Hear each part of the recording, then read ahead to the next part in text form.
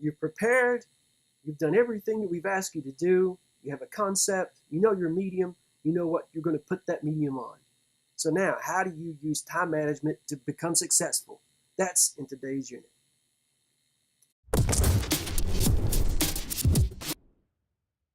Hey everyone, welcome to Section 3. Section 3 is going to be comprised of all elements geared towards your success in completing your final project. Now, some of these elements are things you may not really consider or have considered, such as planning, follow-through, development, process, application, and then preparing your piece for the final viewer public consumption of it. So I hope you're geared up and ready to move forward. These last two sections are going to go fairly quickly. The first two sections were laying the foundation. The videos were longer, the content was a lot more dense, but this time we're moving into actual planning, preparation, and application. Those three things, if done correctly and well, as long as you stay consistent with those things, you'll be successful.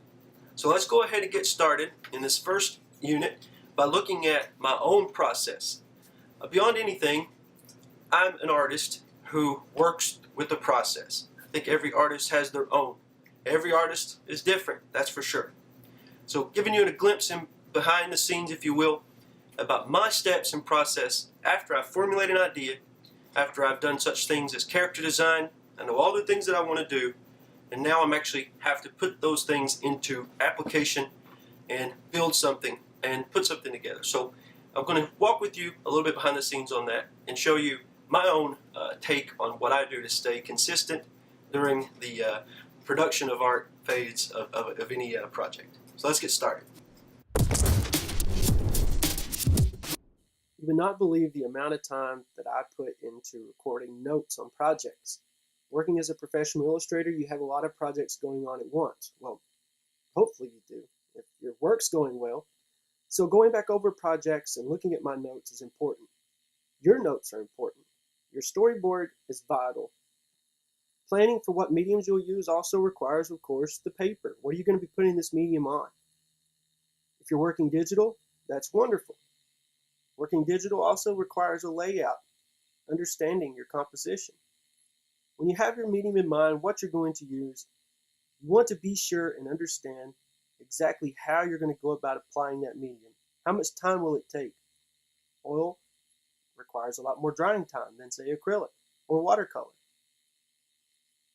For this particular example, I'm going to be showing you my work with a project called the Bigfoot Hillbilly Paranormal Survival Guide. Yeah, it's a long title, I know, but within this project, I had to select a particular type of paper. I knew ahead of time I was wanting to work in pen and ink. Therefore, I knew that I had to select a type of paper that could hold wet medium. Cold press Canson helped a lot in determining on what I needed to use. Decisions like this matter way up front. So then after deciding what paper I used, I wanted to understand and formulate an idea on layout. One piece of this Canson paper would give me 2 pages of my book. 6 panels, 9 panels, or 12. What will you be choosing? Now for your piece, composition matters, paper, and application of your medium. All this comes into play just as well as it did here with the Bigfoot Hillbilly Paranormal Survival Guide. There's also books that you can look at and resource that will help you. For my project, I'll be hand lettering. So I like to look at fonts, font types, font selections. All these things help me in understanding and getting inspiration for maybe how I will work my own layout. Things like these little tidbits help an artist in preparing the project. This zine book helps. Understanding how paper folds, the different dimensions of a paper, scale. When I go to scan these pages for print, how will that actually turn out? What about binding? Does that matter? Now, of course, I'm talking about a sequential art piece. I'm talking about the illustrations for a book, but planning to prepare to work on each page is similar to you working on your standalone piece or your sequential art piece. I constantly refer back to scribbles and different doodles that I've made of character design. My storyboard is ever present. That helps me in determining the layout. I'll work on a storyboard from my script. I'll do scribbles. Maybe I'll blow up one particular panel to see the details inside of it. How does each panel relate to the other? All of these are important decisions. So I've decided I'm going to work off this grid. Each panel you see is a different setting of the story. There'll be 9 per page, with the top part being X'd out. So just pretend the top row of panels don't exist right now. Your planning requires this type of in-depth acknowledgement of your paper, your medium, your storyboard, all these elements that you've put together so carefully. Now I'm using ink. Now of course with ink I'll be using a brush or a pen.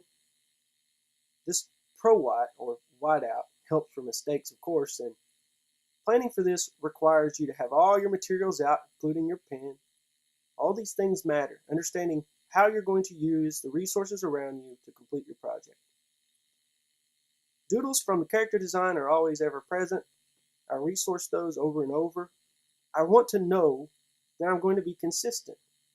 You can't be consistent without preparation. Now, how to go from these blank panels to this is a process of penciling. It's a process of going over your layout, making sure that you're following your own rules and guidelines to create your page. Planning for a project doesn't stop at a storyboard. How much time will it take you to complete this? Sure, you look at this finished page and you see the pencil underneath, the blue lines, that's the pencil, then the ink. But then all this together, how much time will it take?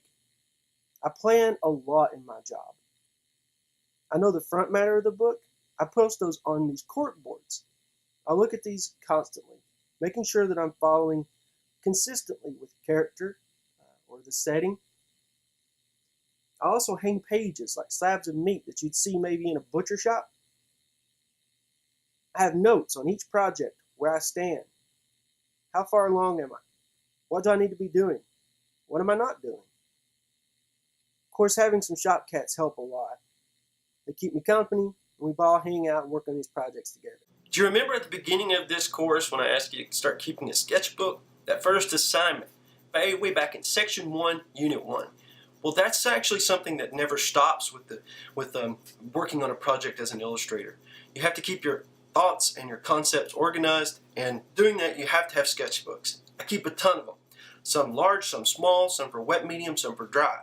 This is where you collect all your thoughts and ideas, and they stick with you throughout the entire project. Whether you're working on one, such as for this graphic arts course, or if you're working on, let's say, a book or a series of books for other people. Sometimes you have to just sketch down notes, and this is a great way to collect those things. Sketchbooks are your wheelhouse of information. It's where you get inspiration. It's literally something that sticks with you, from storyboard idea to page layout to character plot, plot arcs to character arcs. All these things are collected in sketchbooks. They should stay with you from the beginning to end.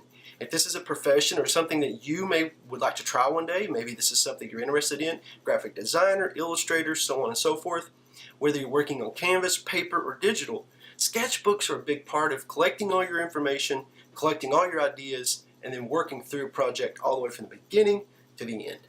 So don't give up on your sketchbooks. Keep those throughout, even when this course is over. Remember all those planning processes that I talked about earlier with the survival guide? Those blank grids that I showed you? The 9 grids that I said would become later on a book. Well, these are the pages that you're seeing now, completed pages that took a lot of preparation and planning. Each one of these panels I hoped and tried my best to make unique and interesting for the reader. This requires a lot of thought. Now it's your turn for the remaining portion of this graphic arts course to plan for your end goal and to get started. So now it's your turn. Now ask yourself, what part of your project are you unaware of as of yet? We've thought of a story or a concept. You've thought about what application you're going to use in terms of medium, what you're going to use to produce your idea, your concept. You've also thought about the size. You've done a storyboard, or at least a general scratch out, a layout of what the composition is going to look like. Maybe if you have characters in your piece or a human figure, you've drawn that person out. You know every little bit and piece of your project, but you've actually not started producing that yet. Now's the time when we have to start. Now, my planning process throughout a project may be different than yours. There may be bits and pieces that you've seen here today that I've talked about that maybe you want to use or you find resourceful. take those bits and pieces. Every artist is different. But now's your time to begin on your project. Start slow, scratch out your design, but remember, we're under a time crunch, so you have to finish this course eventually. And if you are interested in working as an illustrator, or perhaps maybe as a graphic design artist, or someone that maybe builds websites to an architect, whatever it is within art, I really encourage you today to start taking things serious and planning for that. It's never too early, but sometimes it's too late. So let's go ahead now and get started on producing your work. In the next unit, we're going to be focusing in on time management. So not only taking your process of producing your art and then working on that, but how exactly between now and the end of this course can you work efficiently to produce your goal and to achieve your goal in mind. So thanks for checking out this unit for Section 3. I'm Christopher Epling, and let's get back to drawing.